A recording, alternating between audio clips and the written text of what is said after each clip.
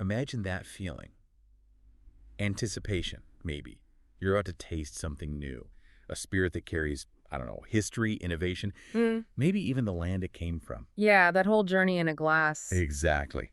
And that's what we're exploring today. We're doing a deep dive into Danish whiskey, specifically focusing on one distillery that's really making some noise, Thornæs Distillery. It's fascinating, isn't it? Because you've got this relatively young industry, but they're weaving together, deep tradition with something very modern, very local, sustainable too. Okay. So we're going to look at how Thornæs up there in North Zealand is really carving out its own unique space. And to do that, we've got quite a bit to work with. We've looked at detailed blog posts, product descriptions, mainly from Whisky.dk. They're Denmark's biggest whiskey shop, online and physical. Right, a great resource. So our mission here is to really get under the skin of Thornæs, understand their journey, their philosophy, those unique whiskeys, and, how they actually get them out into the world. And it starts with a really personal story, actually. It does. At the heart of it all is Thomas Thornæs Andersen, the founder.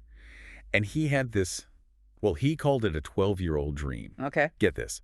He was determined to taste his own 12-year-old whiskey before he turned 60. Wow. Quite a deadline to set yourself for whiskey. Right. Talk about pressure. But that ambition, that personal goal, that was the spark for the distillery back in 2018. It wasn't just business. It felt like a real personal quest. That kind of personal drive behind something as massive as building a distillery from the ground up, it's pretty intense. Yeah. What do you think is the biggest, maybe, surprise for someone starting that kind of journey, especially mixing personal vision with, global traditions? That's a great point. Yeah. Because his vision was personal, but the groundwork, that was all about learning from the best. Right. He didn't just jump in. No, he spent time traveling Scotland, the Highlands, Speyside, learning directly from experienced Scots. That gave him that critical foundation. So it's this blend. You've got the modern Danish vision, organic, local, but built on classic Scottish know-how. Exactly. And maybe the biggest surprise is just how much groundwork that takes. Years of learning, the engineering, the sheer patience, before you even get close to having actual whiskey. It's that combination, isn't it? Personal passion, respect for the heritage, and just dedication to the craft itself. That seems to set the stage. Okay, so from that vision, let's talk location. Because this is where Thornæs really becomes, well, Danish. Yeah, it's not just in Denmark. It feels like it's of Denmark. Totally. They're in North Zealand, right near Gribskov, that ancient forest. And they say this gives them optimal conditions. Which means? It means access, direct access to really good North Zealand malt barley grown nearby, and pure groundwater right under their feet. It's like nature's lending a hand. And that's not just luck. It's central to their whole thing, that uncompromising approach to raw materials and sustainability. Right. They use 100% organic barley, grown locally. It's not just a label. It really is about that Danish terroir. Okay, so local, organic, but what does that mean for the spirit? How does Danish barley or that specific water make it different from, say, Scotch? How does the terroir translate? Well, that's where the art comes in, I think. Sure. Danish barley, grown in that cooler maritime climate, it might have a slightly different starch or protein profile. And that affects fermentation, distillation. Leading to maybe a lighter spirit, more delicate? Could be. Allowing other nuances to maybe come through more clearly. And the water, filtered through whatever geology is there, gives them that clean slate for the new make spirit. The unaged stuff, straight off the stills. Exactly. And their production methods are just as deliberate. Traditional copper stills, designed to boost the natural sweetness from the grain.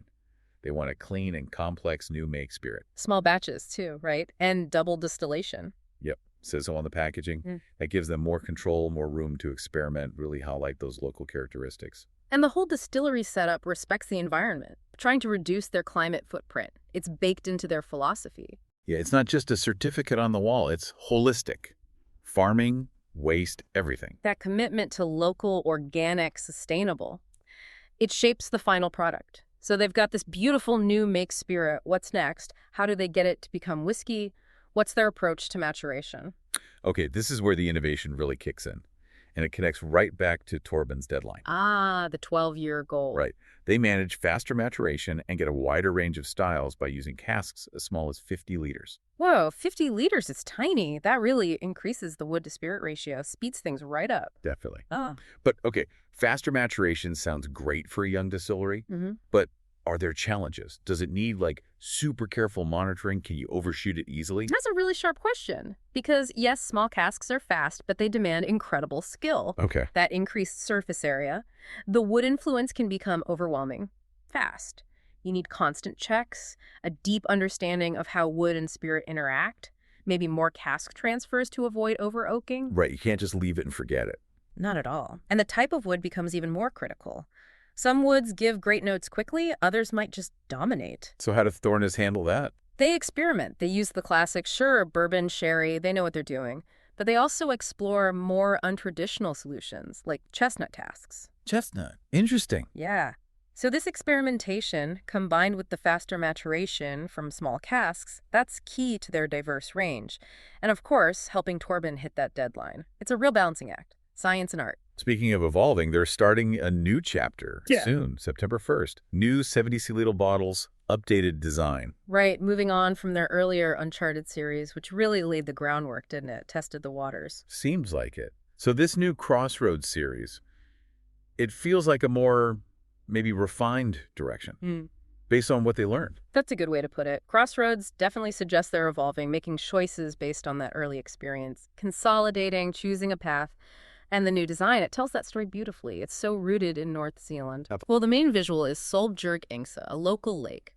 Its outline forms this heart shape on the bottle and the box. Little heart shape. Yeah, it symbolizes the lake as a life-giving center.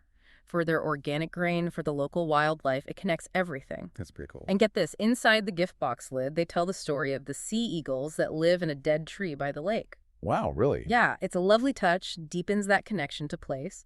And Gribskov, the forest, that's represented by a tree structure on the label. Okay, so the whole package is telling this local story. What about the practical info? The label's split. The left side has the variable stuff, release name, taste notes, batch size, bottle number. Right side has the logo and that tree graphic. Back label, barcode, organic logos, the authentic Danish Whisky logo. It all ties together. Values, origin, pride. That's impressive. So much thought in the packaging. Which part do you think really nails that identity for someone seeing it for the first time? For me, it's that heart-shaped lake graphic. Solbjerg Engse. It's visually striking, sure, but it instantly grounds the whiskey in its place. Suggests life, nourishment. Fits perfectly with their organic focus. It says a lot without needing words. Okay, so we've got the philosophy, the process, the design, but the proof is in the whiskey tray. Let's get into these two new Crossroads releases. Absolutely. Exciting stuff. First up, Balkan Peat, double cask. Balkan Peat, okay. So this spent 2 years maturing in small Bulgarian oak casks. Then it was transferred to 200-liter bourbon casks. Bulgarian oak, another interesting wood choice. It is, and this one's seen as the big brother to their third release, which actually won gold for Best Danish Small Batch Whiskey at the World Whiskey Awards 2025. So high hopes for this one. No kidding. What's the profile like? Lightly peated, but also floral honeyed notes. The smoke is described as lightly smoldering, developing in the finish, not up front. Subtle peat, then. It seems that way. Their notes mention duft, that's aroma of tropical fruit, honey, hint of smoke. Then smag tastes vanilla, peach, floral, honey, sweet spices. And the Ectorsmag, the finish, brings back floral notes and that smoldering smoke. Sounds complex. And the details? Just 487 bottles in this batch. 48.8% alcohol by volume, and of course 100% organic barley malt. Okay, Balkan Peat, what's the other one? The other is Chestnut Double Cask. Ah, the chestnut we mentioned earlier. Exactly. This one spent 2 years in slightly larger 112-liter chestnut casks, then transferred to 200-liter bourbon casks. And the chestnut makes its presence felt. Oh, yeah. They say it gives a very clear, intense taste. Notes of dried apricot, vanilla, caramel, but also a snort of phenols, that slightly medicinal or smoky touch, and the chestnut's own mild, nutty character. Interesting combination. Phenols and nutty notes. Right. Described as elegant, great body, long finish. The duft is dried fruit and caramel. Smag is apricot vanilla, sweet caramel, roasted nuts. Ectorsmag has sweet spices and that hint of phenols again. And the batch size on this one? A bit larger, 738 bottles. 49.4% alcohol. Again, 100% organic barley malt. And both of these are priced at 695 Danish kroner. It's amazing how different those sound is based on the cask types. Really shows the impact of the wood. Absolutely. That's the magic of maturation. So before we wrap up, it's probably worth just quickly mentioning some of the earlier stuff, right, to see the journey, how the Uncharted series led to Crossroads. Good idea.